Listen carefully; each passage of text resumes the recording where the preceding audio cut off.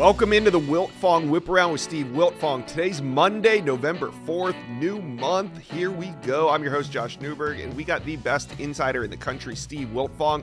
He's on this show, and we're going to hit on the biggest developments coming out of another crazy college football weekend. Lots to talk about, so all you got to do, sit back for the next 20, 30 minutes, get caught up on all things recruiting.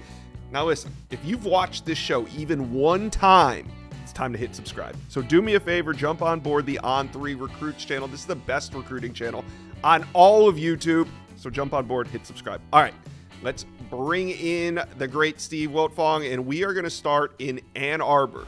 Because despite whatever Michigan has going on the field this season, they are trending up in recruiting. The Wolverines are red hot. They would flip crazy this weekend, flipping Benny Patterson from Cincinnati on Friday. Also, DB Shamari Earls, they flipped him from Georgia.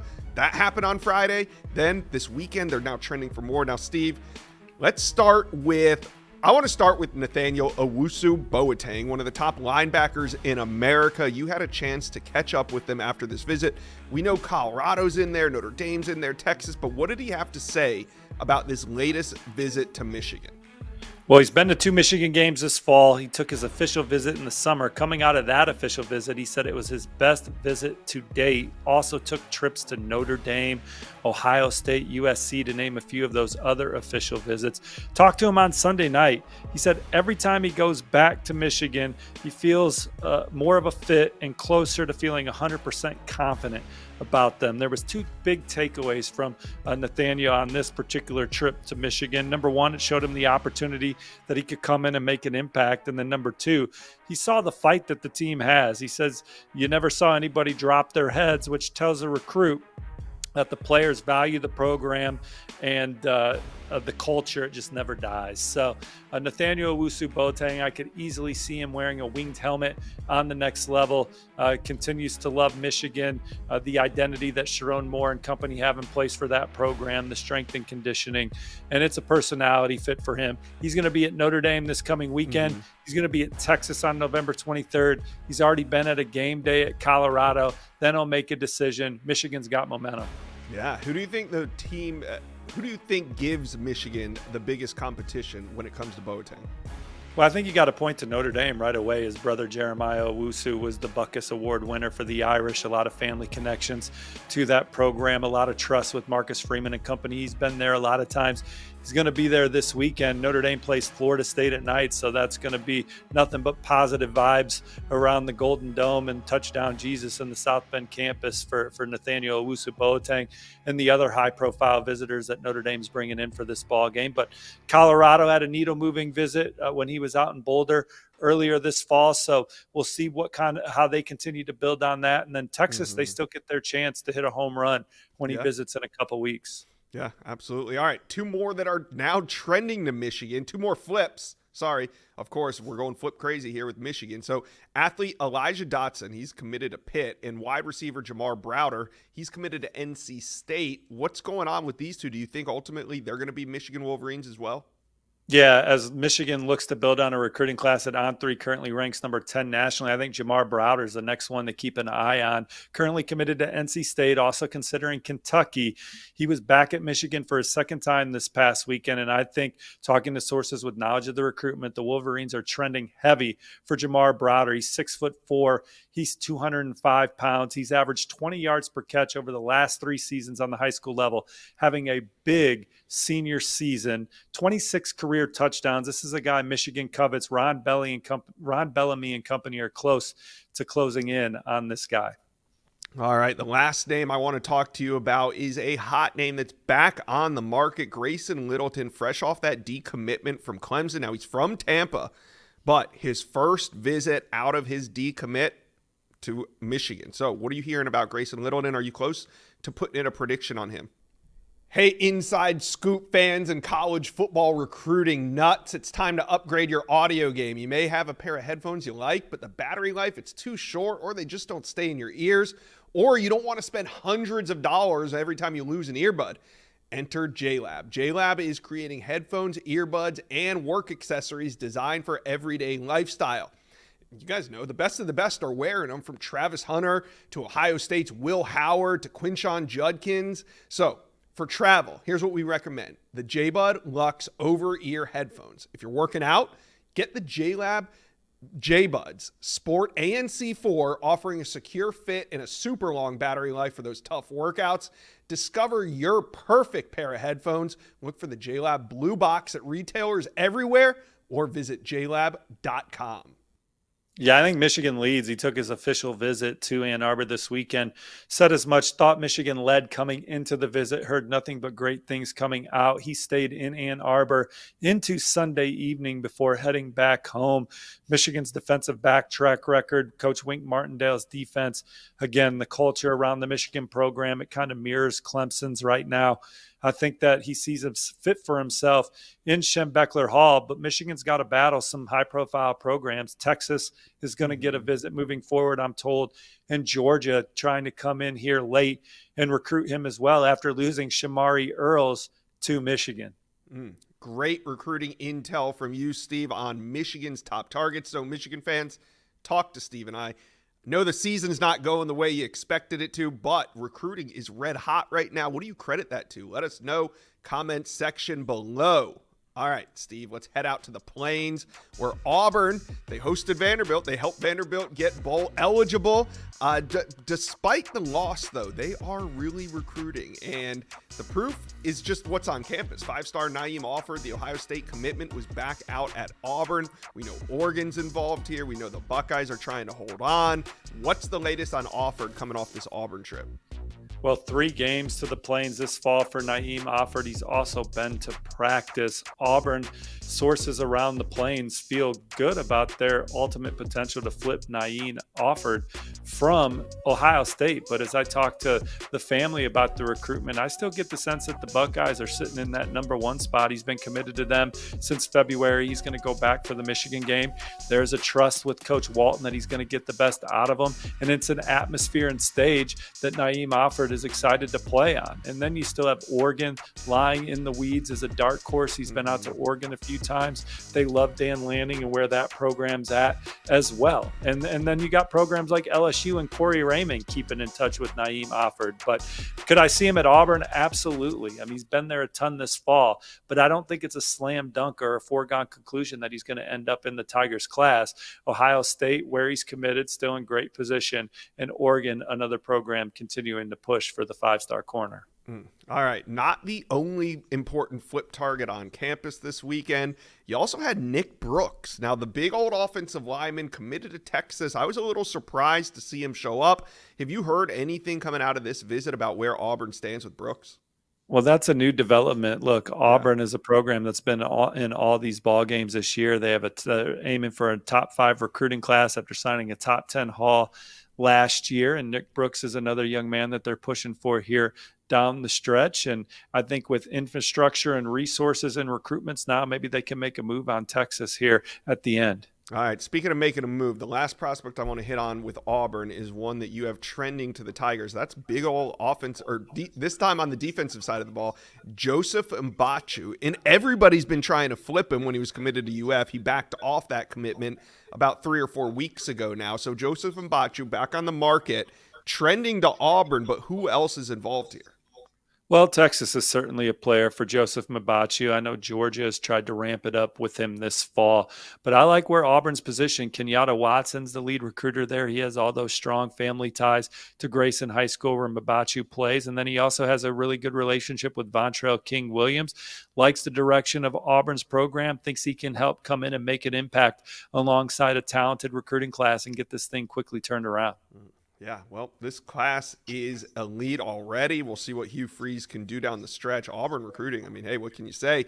Auburn fans, talk to us. You let us know. What are you guys thinking about Joseph Mbachu, Nick Brooks, and ultimately Naeem Offord? Are they going to flip to Auburn? Let us know. Comment section below. All right, Steve, let's talk a little Penn State recruiting, because despite the loss to Ohio State this weekend, it was a highly successful recruiting weekend in Happy Valley, and they are now in position for a couple big flips. Let's start with cornerback Brandon Finney. He's trending from Oregon. What's the latest on him? Yeah, joined colleague Chad Simmons this morning in placing an on-3 RPM in favor of Penn State to ultimately flip Brandon Finney, one of the most coveted cornerbacks in the country. Michigan has also been involved with Brandon Finney, but talking to several sources with knowledge of the recruitment, they like where Penn State's positioned with this talented player from the DMV, and I think ultimately he'll end up in a class that currently ranks number 15 nationally. Yeah, and he's not the only one that I think is trending in Penn State's direction. What about Michigan tight end Andrew Olish? He was on campus for the Ohio State game. What are you hearing coming out of that visit? Well, a fantastic visit for Andrew Olish and his family. They got a chance to spend time with James Franklin about an hour before kickoff, and Coach Franklin told the family, look, Penn State's got everything you need to be successful here. He's seen Tyler Warren be one of the most dynamic tight ends in the country, a focal point of this Penn State offense. He likes where the depth chart's at with Penn State, with Luke Reynolds and him maybe being the guys at the top of the depth chart in the years moving forward. Likes the atmosphere and the vibe around the program. There's the family ties to Penn State. Michigan's doing all they can to keep Andrew Olish in the fold. He was at Oregon recently. He's expected back at Oregon in November, and then he's at Notre Dame this weekend. So still plenty of competition for Andrew Olish. But I view Penn State as the biggest threat to flip the number 3 tight end in the land from the Wolverines. Wow. I could see him in the class too, Josh, when all said and done.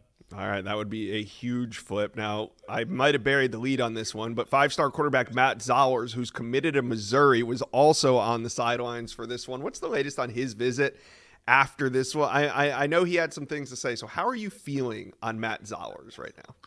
I think he's locked in with Missouri. He said as much to me before the visit, saying he just wanted to go to a good game, said as much to our colleague Chad Simmons coming out of the visit. Now, anytime a quarterback takes a visit to another program, particularly of the magnitude of Zollers, my antenna goes up, because as we get closer to the early signing period and it's time to dot I's and cross T's and put your name on a piece of paper saying you're going to a school, there's going to be some infrastructure and resources that are put on the table at the end of a process, and maybe those are needle moving opportunities to change a young man's mind. But in the current moment, I like where Matt Zollers is with Missouri. He's going to be back in Columbia this weekend, I believe.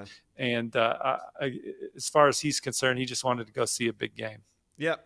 I feel like we're probably at the end of his recruitment. I think he goes to Missouri this weekend. That's probably the last we hear in the run-up to signing day about Matt Zollers. But it just kind of makes me feel like Penn State blew an opportunity here. I feel like Matt Zollers was going to make one more trip to dot some I's and cross some T's, and I feel like if Penn State would have, solidly punished Ohio State, won the football game, I think Matt Zollers would have a different opinion of Penn State leaving that one. Well, another year where Penn State was in that ball game against Ohio State, and ultimately the Buckeyes made a couple more big plays than Penn State was able to, and it was another loss for James Franklin and his staff. It ain't easy to beat Ohio State. James Franklin's got this program consistently in the top 10.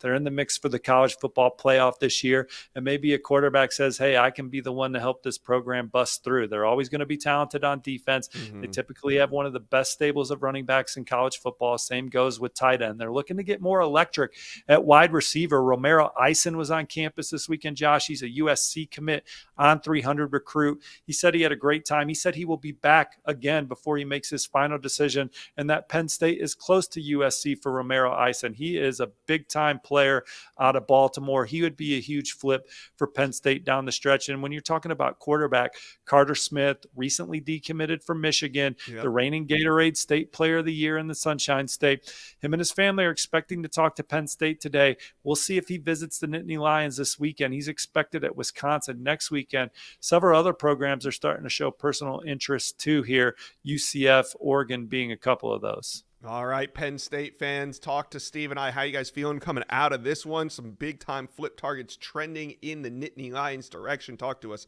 comment section below.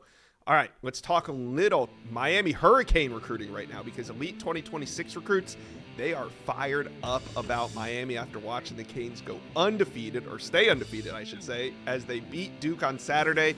There were some number ones on campus. The number one offensive tackle in the 26 class, Jackson Cantwell. He was probably the headliner in this one, but there was no shortage of 2026 talent in general. So let's start with Cantwell. Where do you think things stand with the standout from Missouri? For Miami, they're just trying to get in position to be in position for Jackson Cantwell, because you have Alabama, Georgia, LSU, Nebraska, Missouri, 5 programs he's visited multiple times, had lined up for game visits this year that are definitely in his crosshairs. But he had a good time at Miami, loves that Mario Cristobal is an offensive line guy, could feel the energy of Mario Cristobal at his alma mater. He enjoyed the time spent with them. Coach Mirabel says he'll be back, so we'll see. Miami's still climbing up the hill in the Jackson Cantwell sweepstakes. I like where George is at. LSU is going to get an opportunity this weekend when they host them for the Alabama game.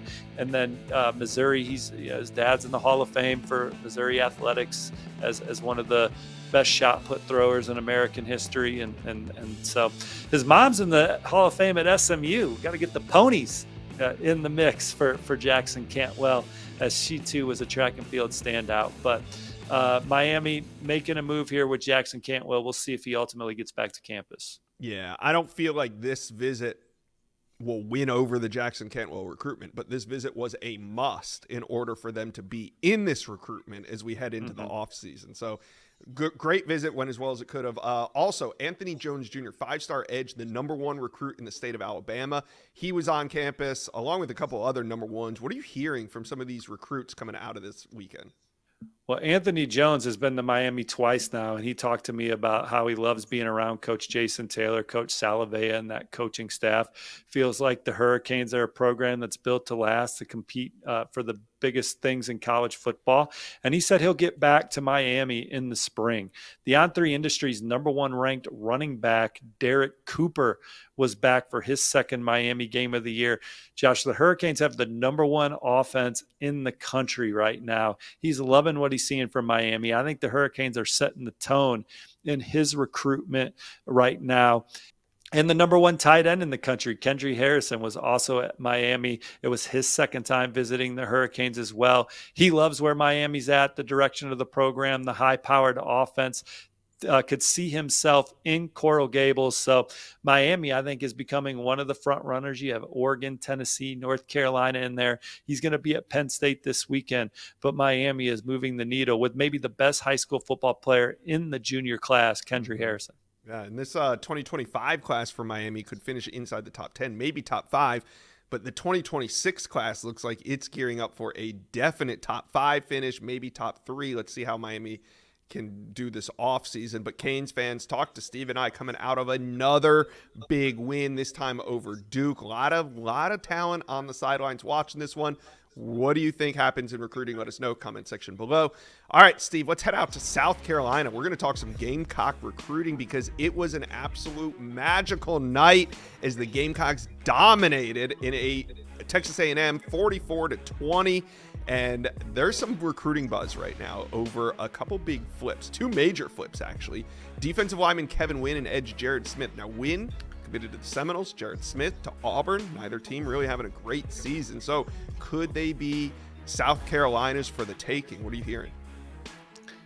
Well, Kevin Wynn was back at South Carolina this weekend. And when I talked to recruits on campus, when I talked to coaches in that building, fans in the stands, they say it was the best atmosphere they've ever been in. And these are guys that have been to some of those big rivalry games, Alabama, LSU, Ohio State, Michigan in the past. So it was a special night inside Williams-Brice Stadium. They'll gladly pay Texas A&M that fine for students and fans rushing the field. It was shaking in the stands, and South Carolina, in pursuit of their 3rd straight top 20 recruiting class, sitting at number 21 right now. A lot of blue chippers out there. Kevin Wynn, look, he visited USC last month. There was a lot of buzz. He was starting to trend towards the Trojans.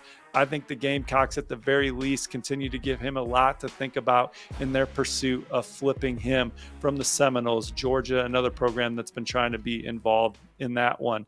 Jared Smith was not at the game. He was at the Auburn game. Tigers came up short against Vanderbilt, but I know Jared Smith was tuned in to South Carolina's dominant victory over Texas A&M. They outscored the Aggies 24-0 in the second half for a 44-20 victory over the previously undefeated SEC program. And Jared Smith has been to one South Carolina game this year. He's going to be back for the Missouri game. And I thought for a lot of his recruitment, the Gamecocks were the team to beat. But Auburn was able to grab some momentum at the end of summer, get him in the fold. And he's been to a lot of Auburn games this fall. but the relationship with Sterling Lucas is strong. He's great friends with South Carolina's true freshman, dynamic pass rusher, Dylan Stewart. The opportunity to play with Dylan Stewart for 2 years, I think, is very enticing. This program is very exciting right now at South Carolina. This is a recruitment that I think is going to go to the end. South Carolina is going to make it very difficult for Auburn to hang on to Jared Smith. And he's not the only one that South Carolina is pursuing. Tell me about Georgia Tech offensive line commit Damola Ejidahun, because Ejidahun had really been a primary target for Ohio State since they lost out on David Sanders Jr., and I thought it was primarily trending in this direction, but did this weekend's visit to South Carolina change any of that? Hey, Inside Scoop fans, if you're going to be out at the LSU and Alabama game this weekend, whether you're cheering on the Tigers or the Tide on November 9th, plan for a pit stop at the Whataburger food truck during your tailgate. Get ready to watch your team by securing an easy W first with a hot, fresh Whataburger, that is. And no matter who comes out on top, when you take your team to Whataburger, you'll feel like a winner by getting your food made fresh, your way, hot every time, 24/7. That's Whataburger. See you at the game and see you at Whataburger. Well, he's been to 3 games at South Carolina this fall. He's going to be back for the Missouri game, so that's 4 games, Josh. I think South Carolina is the team to beat. He's currently committed to Georgia Tech. Yeah. He had a great official visit to Ohio State last weekend. That was a needle mover. But if you're asking me right now what recruiting class Damola is going to be in come signing day, I like the Gamecocks. And I like where South Carolina stands with a few others. You got Josh Smith, in-state linebacker from Dutch Fork. He's going to announce his commitment on Tuesday. He was one of the first recruits I talked to after the game on Saturday, logged an on-3 RPM in favor of South Carolina after talking to him. He had a fabulous time. Donovan Murph is a 4-star receiver from in-state. The Gamecocks have one of the best receiver classes in the country. They want to land playmakers around this talented young quarterback, Lenoris Sellers. And I like where South Carolina stands with Donovan Murph. Lex Cyrus is one of their commits that Penn State's still kicking tires on, but he had a great time on campus. South Carolina, there's some buzz picking up that they could flip tight end Mike Tyler, a local recruit from LSU. The Tigers working to get him back to campus for the Oklahoma game, but South Carolina grabbing momentum with him. Damola Ejidahun is not the only offensive lineman committed elsewhere they had on campus. They had Jimmy Bryson and Kevin P. All 3 are committed to Georgia Tech, as a matter of fact. This was Jimmy Bryson's second game visit, official visit on campus. They got a shot to get that one done, and Kevin P. is also coming back for the Missouri game. So many 2026s they did a great job with. I still love my on-3 RPM for Darius Gray, the number 4 interior offensive lineman and number 25 player overall. And then South Carolina, 2 more 2025, Josh, before we wrap this up. Xavier Hardy's a JUCO defensive lineman, coveted by most of the programs in the SEC. He's committed to Mississippi State. He was on campus, South Carolina, doing good things there. And Kevin Wynn's teammate out of Greensboro, Greene County, Stephen Miller, a safety, committed to USC. South Carolina is hitting the gas on that recruitment. He had a great visit.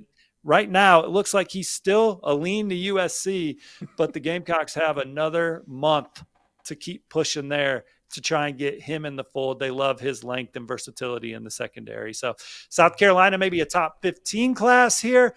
Could they flirt with the top 10? They are in the mix for a lot of blue chippers and elite players down the stretch, many of them inside Williams-Brice Stadium on Saturday night for what is one of the unique atmospheres in college football. And that is what a 44-20 win over a top 10 team will do. You guys heard it. Steve had a ton of intel there on South Carolina. So South Carolina fans, talk to us in the comment section below. How do you feel about some of these flips, whether it be Damola Ejidahun, Kevin Wynn, Jared Smith? Talk to us. Comment section below. All right, Steve, we got some major developments in college football recruiting across the country.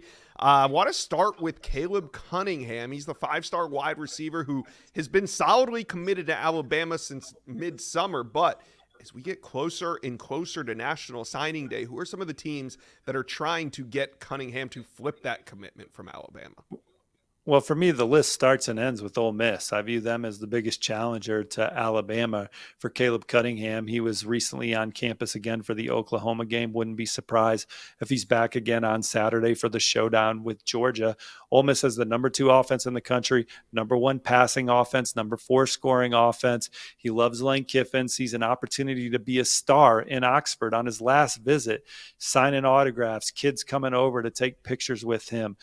He feels like his brand is big at Ole Miss, and I like the way that one is trending for Lane Kiffin and company. And he obviously said that Kiffin knows how to get the ball to his playmakers. Alabama has their hands full with Caleb Cunningham right now as Ole Miss continues to turn it up for him.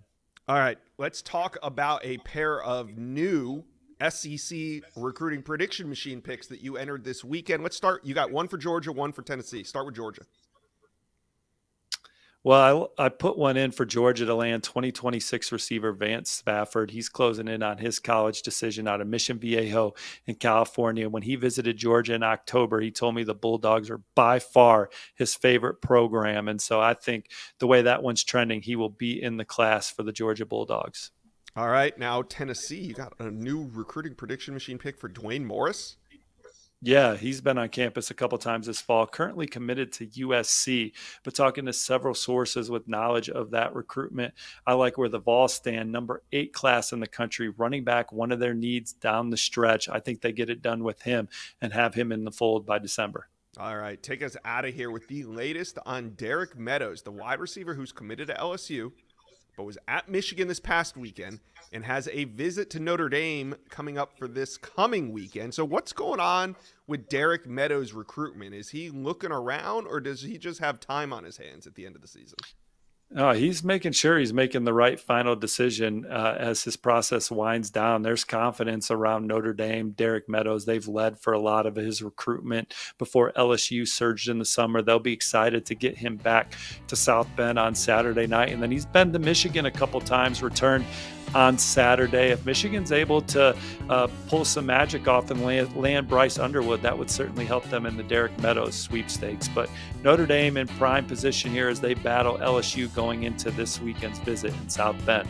That'll do it for today's episode of the Wiltfong Whip Around. Thanks for tuning in. Please make sure you hit like and subscribe to the On3 Recruits page for the best recruiting information that you can find on the web. We'll be back on Thursday for the next episode previewing some of the biggest recruiting weekends in the land.